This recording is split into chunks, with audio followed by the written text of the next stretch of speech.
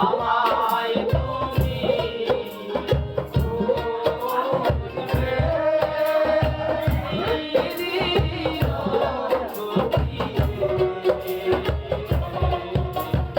আমার ভালোবাসা বুঝবে ও আমার। হ্যাঁ একটু ঝামেলা হচ্ছে আর কি।